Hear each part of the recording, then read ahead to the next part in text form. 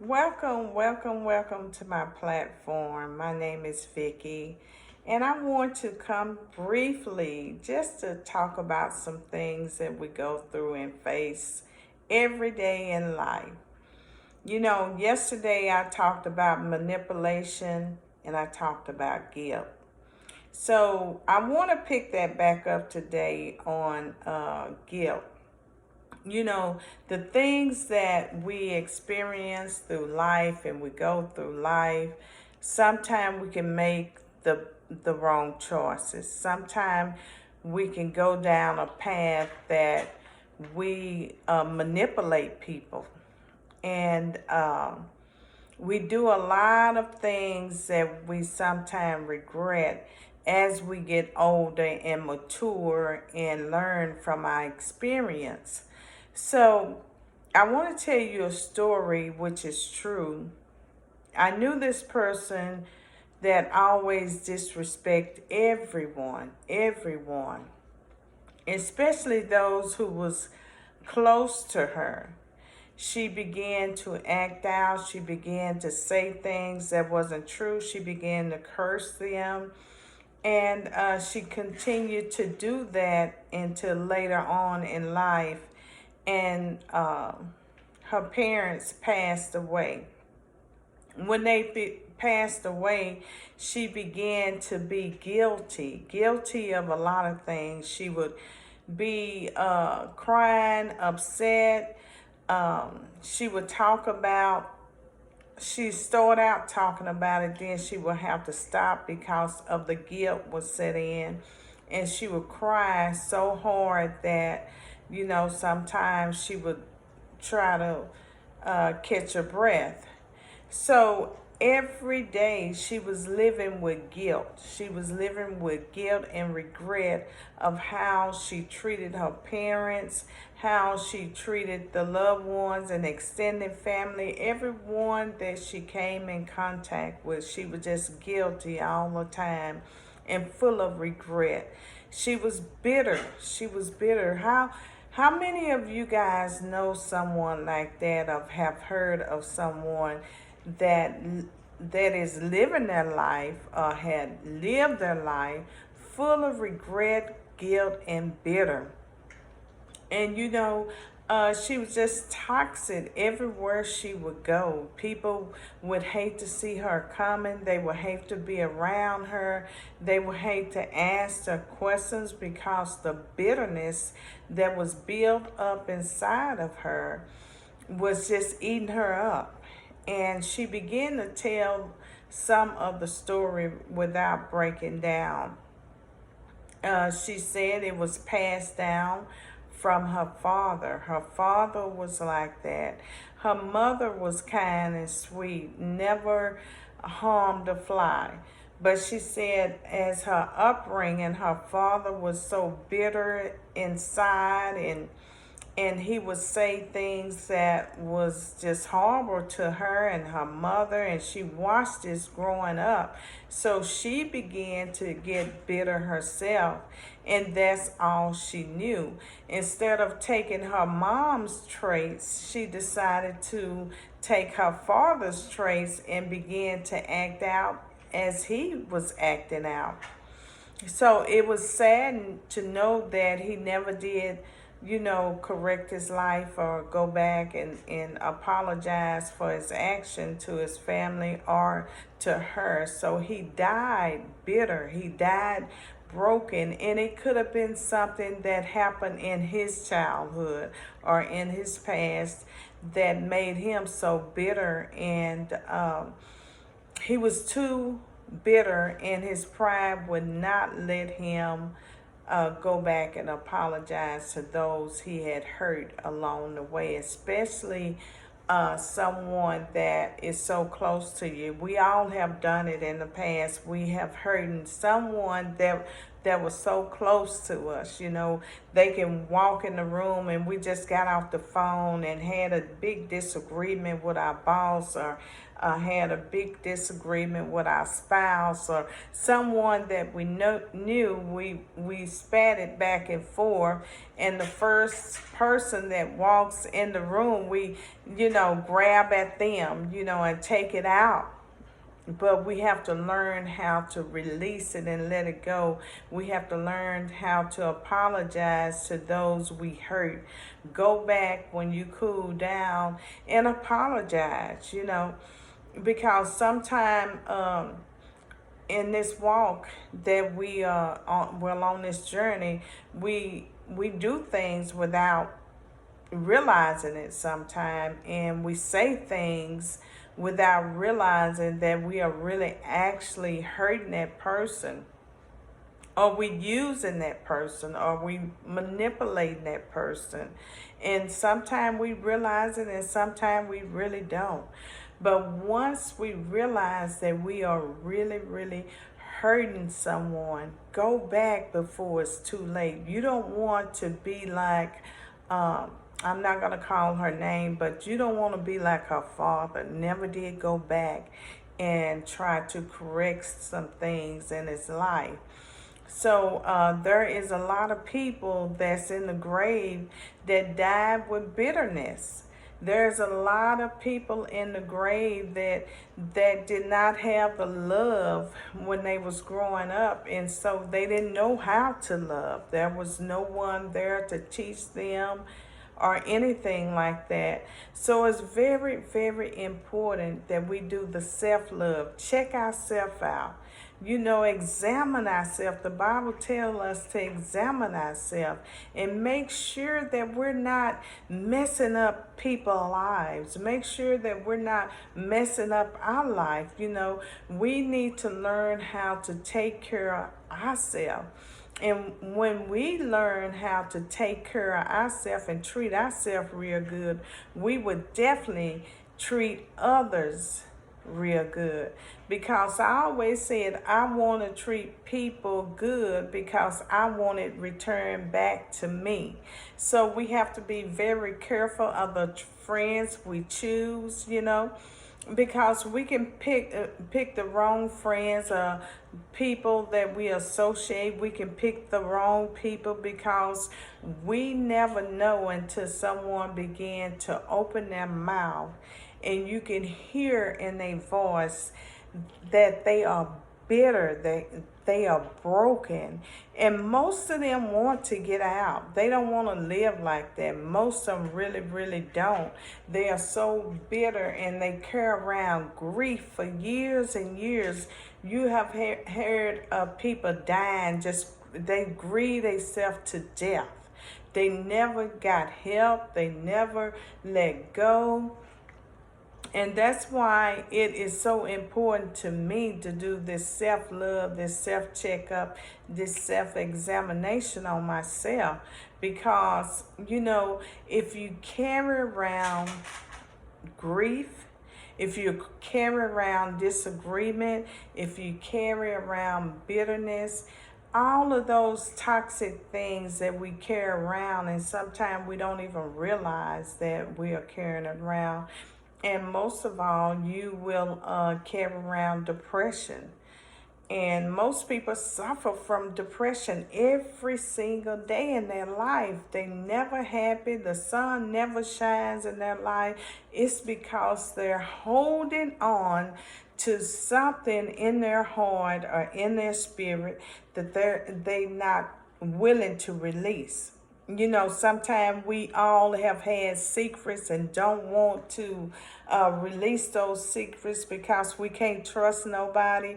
And I have heard people say, well, this is my secret and I'm going to carry it to the grave. And that's exactly what they do, because that secret that they was holding on, didn't want nobody to know, actually carried them to their grave early. Because when we carry around bitterness, brokenness, we carry around guilt and remorse and manipulation, and we carry all those toxic things in our heart.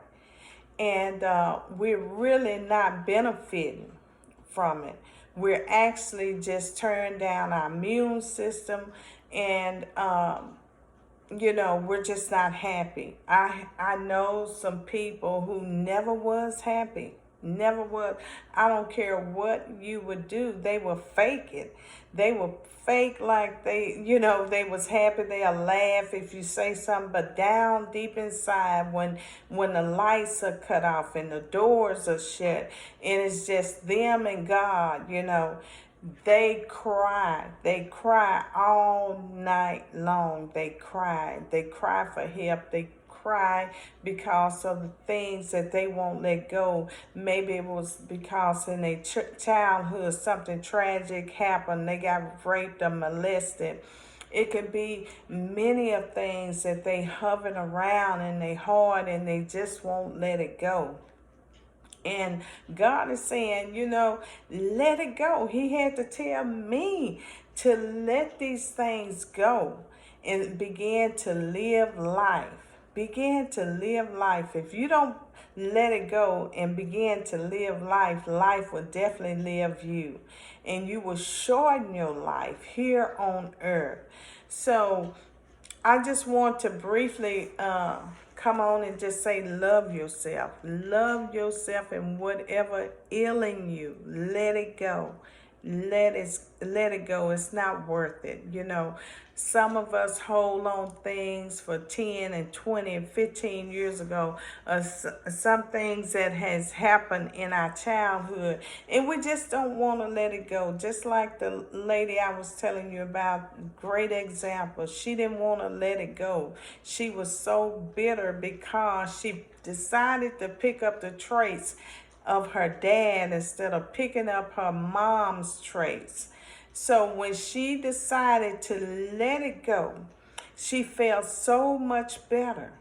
And she began to love herself. She began to enjoy herself. She began to enjoy other people's company. The other day I was just doing business as usual, and I ran into this young lady, and I could tell when she approached me that she was bitter. I work with mental health all day long, every day. I deal with people who are dealing with or suffering from mental illness, and I can pick up those spirits before it comes. I can see a person a mile away who has some kind of mental health that they are dealing with. And I often be asked, well, Vicky, how you know? How you know? It's just that instinct that we have. And when you begin to work with people like that every day and all day, it's a habit that you would know. You would pick up and you would know. It's the knowledge that you have gained down through the years that you would know, before they even open their mouth. When they are heading your way and you doing eye-to-eye contact, you already know. And when they begin to open their mouth, some will share their story and some will not. They will bog down. And that's okay too, because there are tools that can help you to overcome whatever you're facing, whether it's anxiety, depression, substance use, mental illness, guilt, shame, whatever it is. There's always a way out. And I'm so glad and thankful that God put me in a position to help those who cannot help themselves. Help those who are wanting help and just don't know how to get out of that situation. I'm so thankful to be in a field like that I can help everyone who comes my way, And it's rewarding to me when I see someone in the changes, the stages that they are going through, and the changes that I see in them, because there's certain stages that you go through when you want to change. But that is a different subject. One day I will teach on that subject. But I'm so appreciative of everyone who looks at my YouTube channel, who is learning. I get phone calls, I get texts, I get emails. When people see me in person, they say, keep up the good work. You know, you are really, really helping me. So on that note, I will be having a 6 to 8 week class for those who want to change, completely change in their life. So I will give you the tools and I will help you every step of the way. I will be right there to help you, because life can really throw us some curveballs. Now, if you haven't listened to that video or watched that video, curveballs, life can throw us some curveballs. Go back and visit that about curveballs. So I would love to give you some tools. Please reach out. Comment below on my YouTube channel and say, hey, I want to be in your class. I want to be in your class to help me overcome some issues. Because in my class, we tackle real issues, real life situations that people are dealing with every day, that is bombarding their mind, that makes them feel like, giving up on life. This is no hope, it's no way out. I have heard that over and over and over again. But let me tell you, there is a way out. How do I know? Because I've been there and done that. I've been there, right where you are, when I felt like giving up and I felt like it was no hope. But God stepped in and said, there is hope. So if we let go and let God have his way, and we are free will, free mind to experience the path that we have never walked before, that we have never walked this road of change. It was hard for me when I wanted to change. There was something that was deep down inside of me wanted to change, but I just didn't know how. And one day, I had ran into the right people, and I went to school and got my degrees, and now I found my passion, which is mental health.